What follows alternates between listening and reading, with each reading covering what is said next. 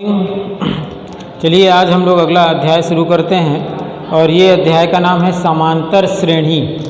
समांतर श्रेणी क्या है? सम अंतर, बराबर अंतर होना चाहिए आपस में। जो दो सदस्य हैं किसी भी सेट के, किसी भी समुच्चय के, उनमें यदि बराबर अंतर है तो वो समांतर श्रेणी में कहलाएगा। जैसे मान लीजिए लिखा है 2, 4, 6, 8, 10।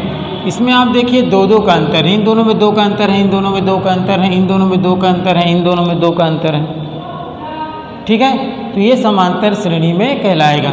मगर ये नहीं कहलाएगा यहाँ 2 लिखा हुआ है, यहाँ 3 लिखा है, यहाँ 5 लिखा है, यहाँ 10 लिखा है, यहाँ 15 लिखा है। अब इसमें 2 और 3 में तो 1 का अंतर है, 3 और 5 में तो 2 का अंतर है, 5 और 10 में तो 5 का अंतर है, तो ये अलग अलग अंतर आ गए। तो ये समांतर श्रेणी में नहीं कहलाएगा, ये समांतर श्रेणी में कहलाएगा। और ये प्रथम पद कहलाता है समांतर श्रेणी का, ये द्वितीय पद कहलाता है, ये तृतीय पद कहलाता है, ये चतुर्थ पद, ये पंचम पद, ऐसे करके पद आते चले जाते हैं। सार्वांतर को प्राप्त करने के लिए जिसे हम डी से दर्शाते हैं, प्रथम पद को हम लोग दर्शाते हैं ए से। प्रथम पद जो है वो ए है, प्रथम पद। और जो सार्वांतर है हम लोग उसको डी से दर्शाते हैं। और सार्वांतर को प्राप्त करने के लिए किसी भी दो जो आपस में जो दो सदस्य हैं, नियरेस्ट सदस्य हैं इसके, ठीक है, उनको आपस में माइनस करके हम सार्वांतर ज्ञात करते हैं। लेकिन माइनस करते कैसे हैं?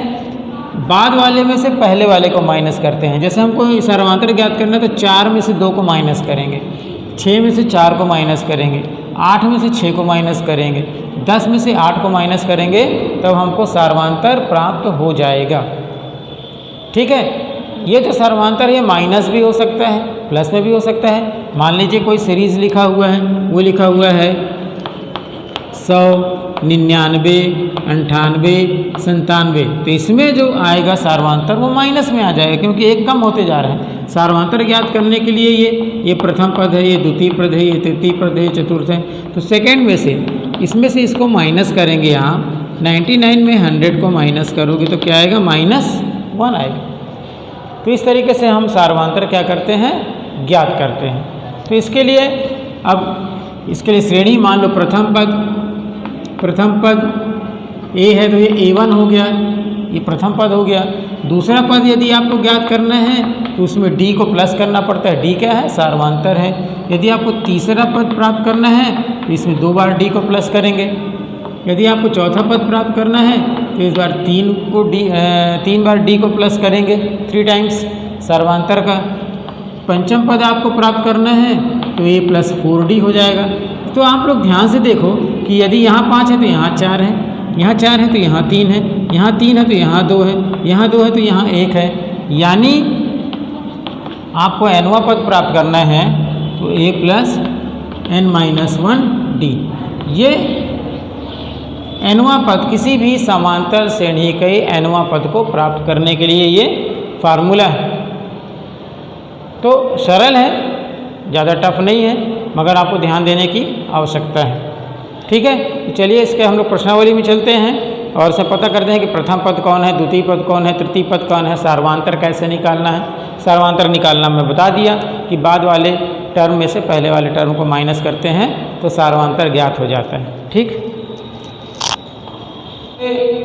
प्रश्नावली 1 में क्या है? सही विकल्प वाले क्वेश्चन दिए गए हैं। सही विकल्प चुन करके हम लोग को लिखना है कि दी गई समांतर श्रेणी का प्रथम पद और सार्वांतर ज्ञात करो। तो दी गई जो श्रेणी है, जैसे लिखा हुआ है 3/2, 1/2, 1/2, माइनस और -3/2। इसमें हम लोग को दी गई समांतर श्रेणी का प्रथम पद और सार्वांतर ज्ञात करना है। प्रथम पद और सार्वांतर। तो प्रथम पद इसमें, अब इसके प्रथम पद निकालने के लिए क्या कि इसमें मल्टीपल चॉइस क्वेश्चन है, तो इसके 4 ऑप्शन दिए गए हैं। चारों ऑप्शन में से एक ऑप्शन होगा, तो उस ऑप्शन को मैं नहीं लिख रहा हूँ, उसका मैं फ़ोटो खींच के पोस्ट कर दूँगा, तो आप लोग देख लीजिएगा। सॉल्व करने का तरीका मैं आपको बता दे रहा हूँ कि किस तरीके से हमको प्रथम पद और इसका सार्वांतर ज्ञात करना है। ठीक है, तो प्रथम पद तो जो पहले लिखा हुआ रहता है वो प्रथम पद कहलाता है।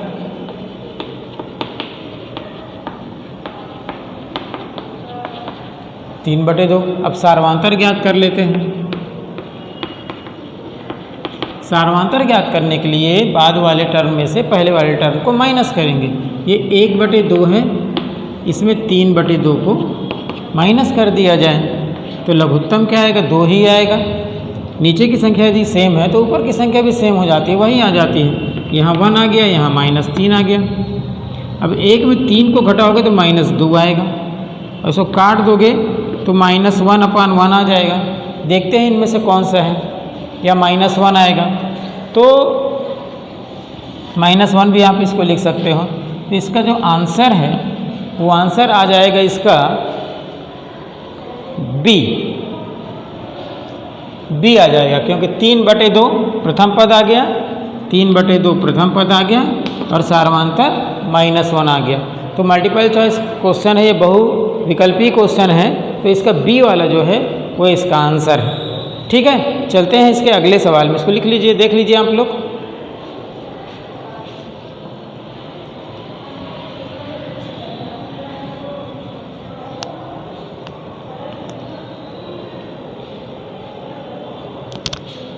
का दूसरा क्वेश्चन है, किसी समांतर श्रेणी का प्रथम पद -2 और सार्वांतर -2 है, तो चौथा पद क्या होगा? प्रथम पद -2 और सार्वांतर -2। प्रथम पद -2, सार्वांतर -2, तो इसका चौथा पद ज्ञात करना है। और इसके 4 जो ऑप्शन दिए गए हैं वो दिए गए हैं 0, -2, -4 और -8। अब देखते हैं कि चौथा पद क्या आएगा।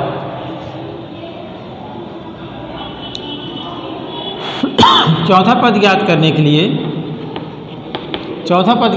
के लिए ये फार्मूला हो जाएगा a+3d।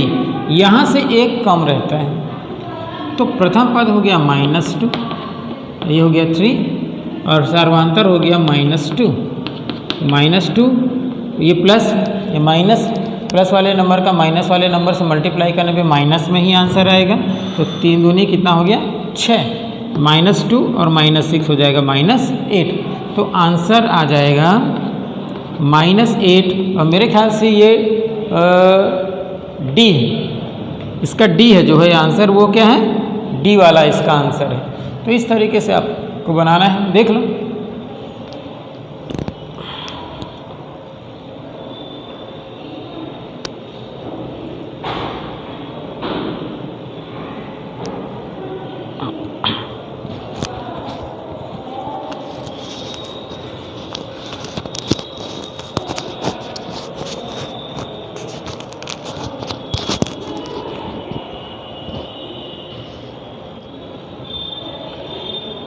इसी प्रकार तीसरा इसका, और वो तीसरा आप लोग बनाइएगा, मैं इसका चौथा बता दे रहा हूँ। पहले का चौथा, किसी समांतर श्रेणी का प्रथम पद 4 और सार्वांतर -4 है, तो nवां पद क्या होगा?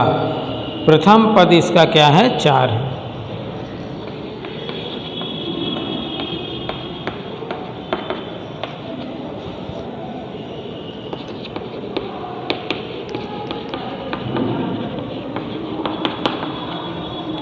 सार्वांतर -4 है, तो nवां पद क्या होगा? इसका nवां पद याद करना है।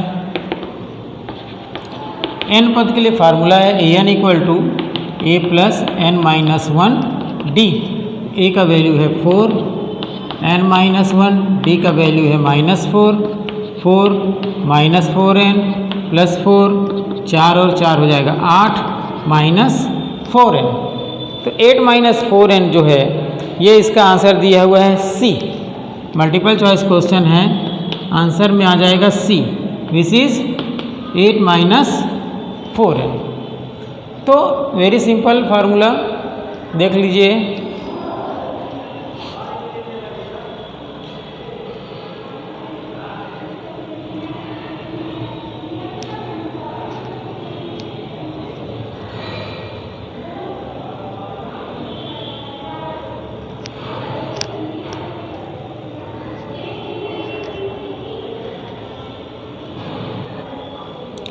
इसके बाद पांचवा है इसी का, समांतर श्रेणी 3, 8, 13, 18 का कौन सा पद 78 है?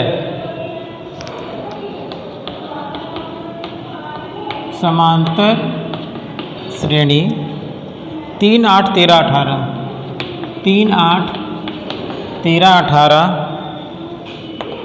का कौन सा पद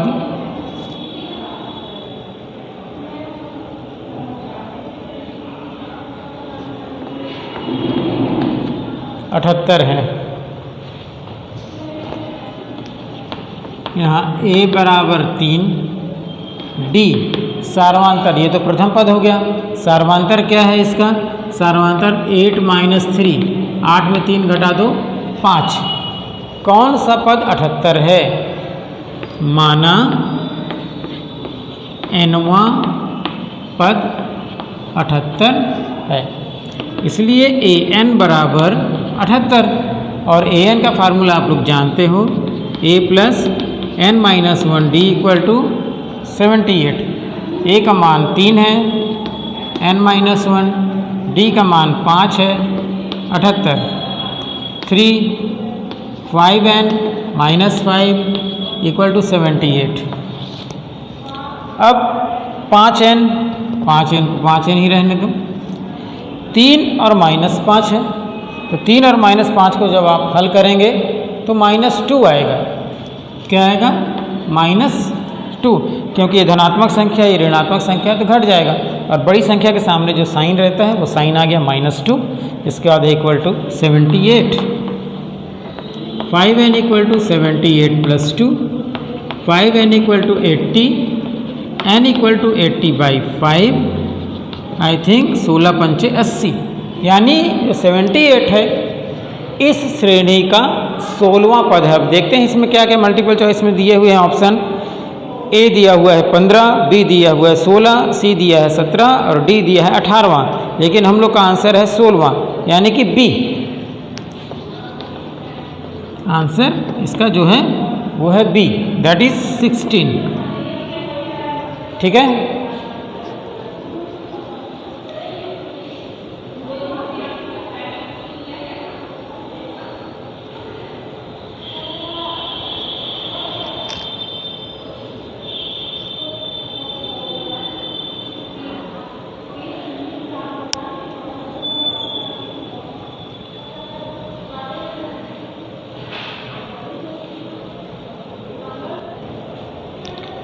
इसका जो दूसरा सवाल है उसमें लिखा है निम्नलिखित श्रेणियों में से कौन सा समांतर श्रेणी है, कारण भी बताइए।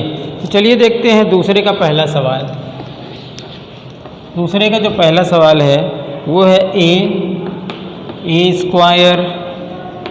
a³ और a⁴ ये समांतर श्रेणी है कि नहीं है, चलिए चेक करते हैं। तो समांतर श्रेणी चेक करने के लिए सिंपल है, आप उनका क्या करें, सार्वांतर निकालें। और सार्वांतर केवल एक बार नहीं निकालना है, सार्वांतर आपको दो बार, कम से कम 2 बार निकाल लेना है।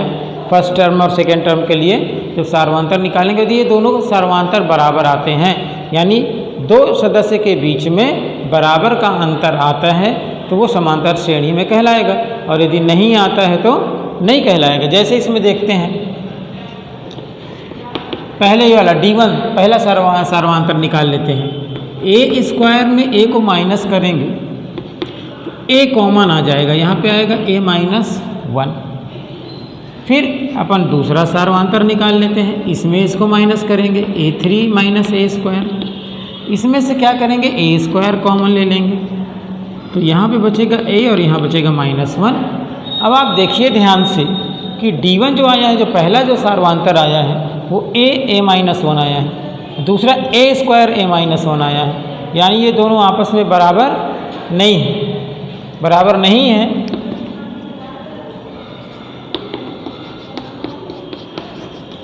तो ये समांतर श्रेणी में नहीं है, समांतर श्रेणी नहीं है। तो इस तरीके से हम लोग को बनाना है इसके सवाल।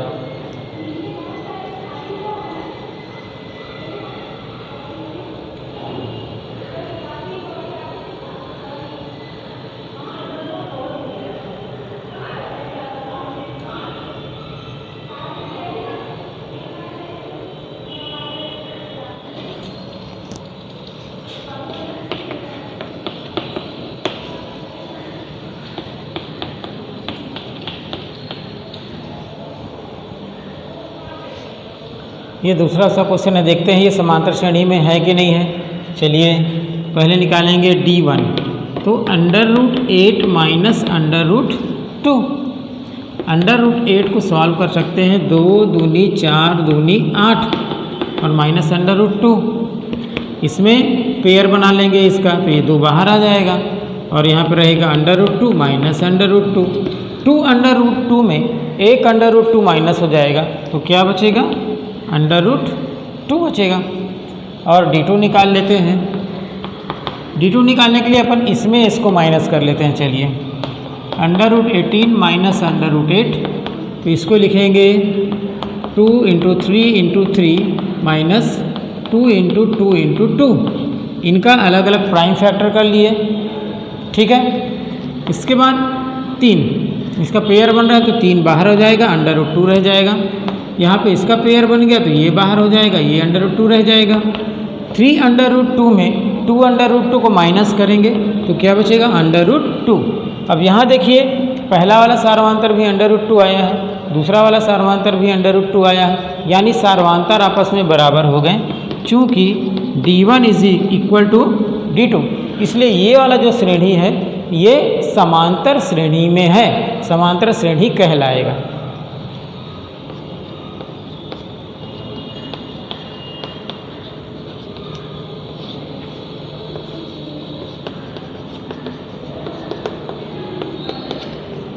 समांतर श्रेणी में।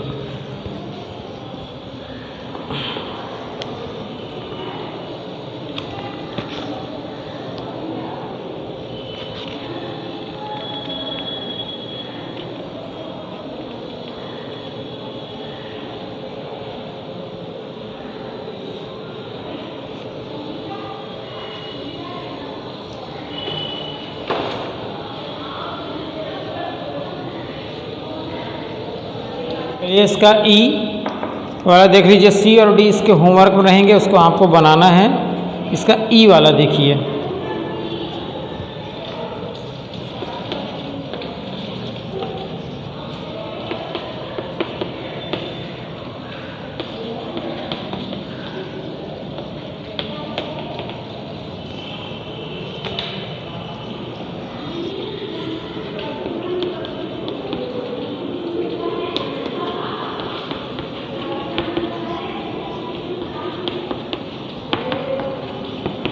बाद वाले में से पहले वाले को माइनस करेंगे अपन।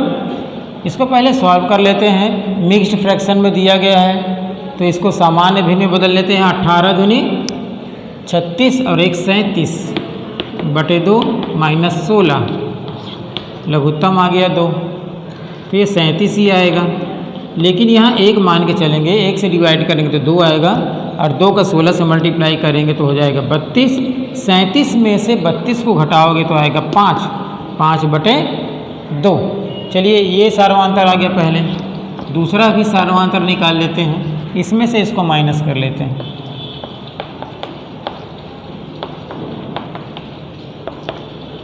बीस और 2, 20 दूनी कितना हो जाएगा? 40, 1 41 बटे 2, 18 दूनी 36, 1 37 बटे 2, 2 इसका आ गया लघुत्तम, यहाँ आएगा 41, ये हो जाएगा 37। 41 में से 37 घटाओगे तो 11 में से 7 जाएगा तो क्या बचेगा? 4 बटे 2, तो ये आ जाएगा 2।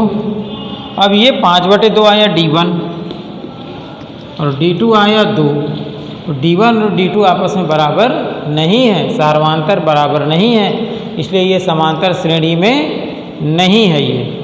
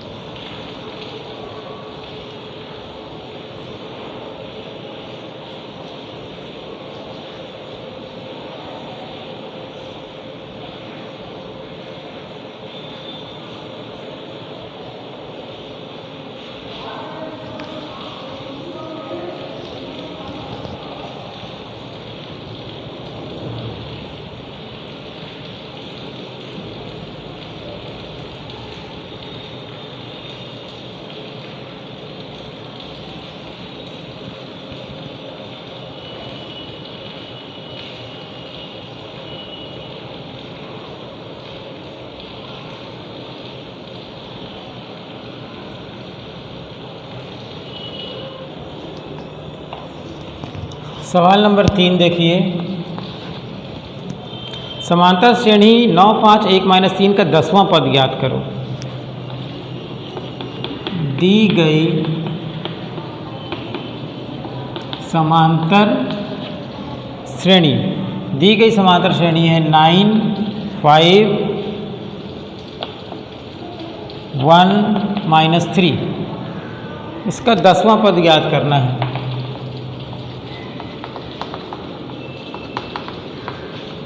दसवां पद इसका ज्ञात करना है, तो यहाँ प्रथम पद जो है वो हो गया 9।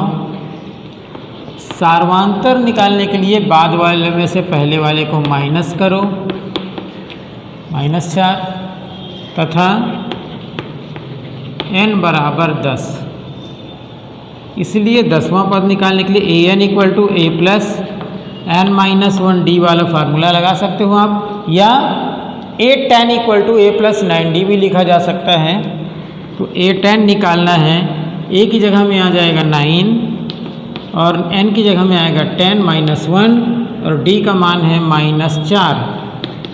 9 ये हो जाएगा 9 - 4, 9, 9 चौको 36, यानी कि -27। तो आंसर क्या आ गया इसका? -27। ये इसका 10वां पद है।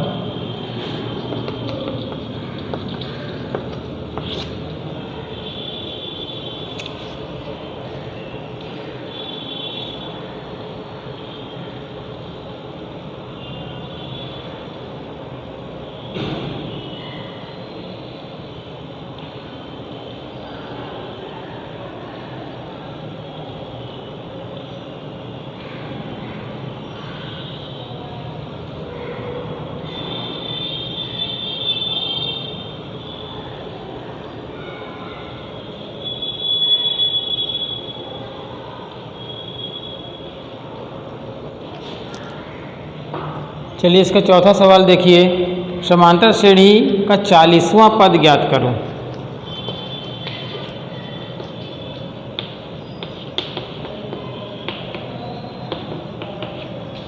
दी गई श्रेणी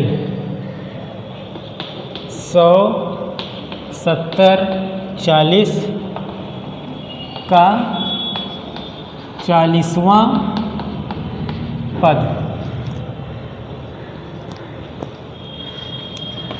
a बराबर 100 और d बराबर 70 - 100, यानी कि -30, और n बराबर हो गया 40। चूँकि an = a + n - 1d, a का मान हो गया 100, n का मान हो गया 40 -1 और d का मान हो गया -30।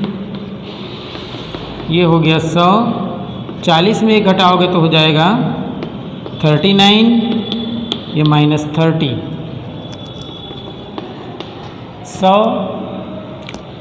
और ये प्लस माइनस तो माइनस हो जाएगा, इसका इससे मल्टीप्लाई कर दीजिए। 3 9 या 27, 3 9 27 की 7, हासिल आई 2, 3 3 9 और 2 11, 39 3 117, प्लस और माइनस का गुणा माइनस। अब घटाएंगे इसमें, 100 में 117 घटाओगे तो आएगा -17। तो आंसर आ गया -17। तो इस तरीके से आपको बनाना है इसके सवाल।